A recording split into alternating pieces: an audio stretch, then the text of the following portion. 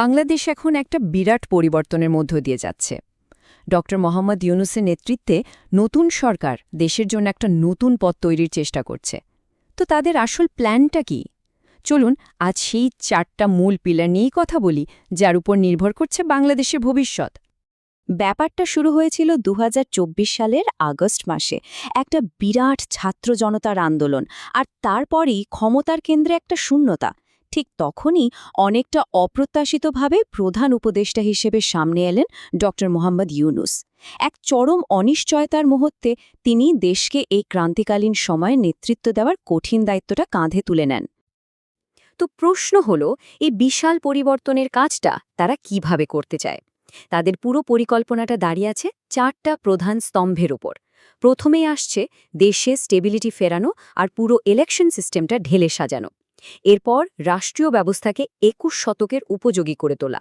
3 নম্বরে ন্যায় বিচার আর মানবাধিকারের মতো জরুরি বিষয়গুলোর দিকে নজর দেওয়া। আর এই সবকিছুর শেষ লক্ষ্য একটাই, একটা ফ্রি আর ফেয়ার ইলেকশন।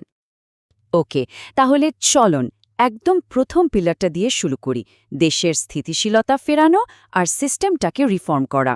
দেখুন, অন্য যে কোনো কিছুর আগে নতুন সরকারকে দেশের একেবারে ফাউন্ডেশনাল স্ট্রাকচারটা ঠিক করতে হবে।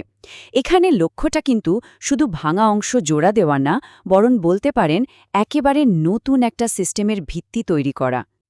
তো অন্তর্বর্তীকালীন সরকারের সামনে প্রথম আর সবচেয়ে বড় চ্যালেঞ্জটা কী ছিল? কিভাবে এই ভাঙাচোরা সিস্টেমটাকে ঠিক করে আবার স্থিতিশীলতা ফিরিয়ে আনা যায়?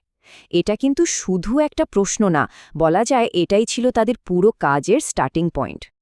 এই বিশাল কাজটা সামলাতে তারা কিন্তু একটা 3 ধাপের প্ল্যান নিয়েছে। ফার্স্ট স্টেপ, বিভিন্ন বিষয়ে এক্সপার্টদের নিয়ে কমিটি বানানো হচ্ছে।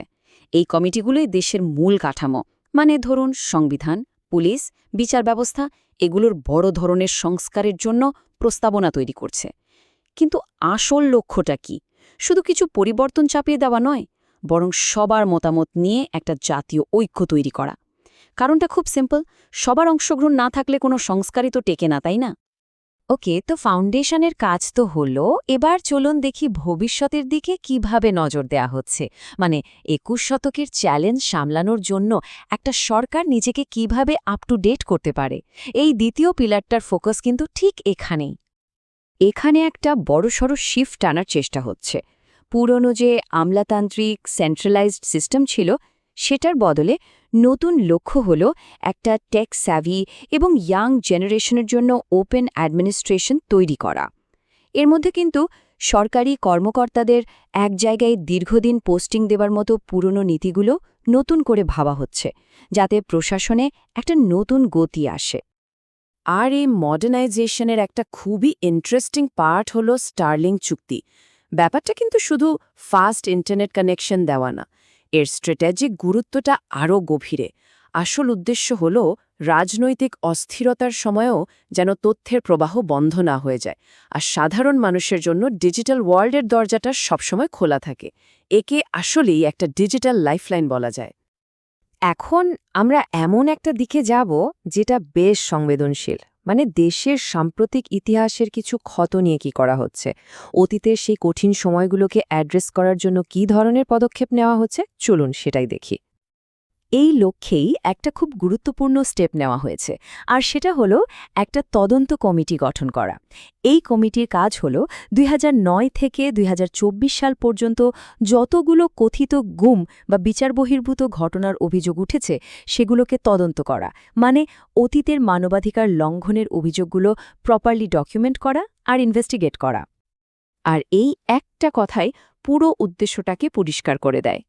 সত্যকে উন্মোচন করা এবং ন্যায় বিচার নিশ্চিত করা, মানে লক্ষ্যটা কাউকে দোষ দেওয়া নয়, বরং আসল সত্যিটা খুঁজে বের করা, যাতে ন্যায় বিচার প্রতিষ্ঠা করা যায় আর অতীতের ক্ষতগুলো সারানোর একটা রাস্তা তৈরি হয়। আচ্ছা, আমরা 3টা পিলার নিয়ে কথা বললাম, এবার আসছি ফাইনাল এবং সম্ভবত সবচেয়ে গুরুত্বপূর্ণ পয়েন্টটাতে। এই যে এত কিছু করা হচ্ছে, প্রশাসনের সংস্কার, বিচার ব্যবস্থার পরিবর্তন, প্রযুক্তির ব্যবহার, এই সব কিছু আসলে কোন দিকে যাচ্ছে? এই বিশাল কর্মযজ্ঞের শেষটা কোথায়? এই একটা প্রশ্নই কিন্তু প্রত্যেকটা সিদ্ধান্তের পেছনে কাজ করছে। এই সমস্ত সংস্কারের চূড়ান্ত লক্ষ্যটা আসলে কি?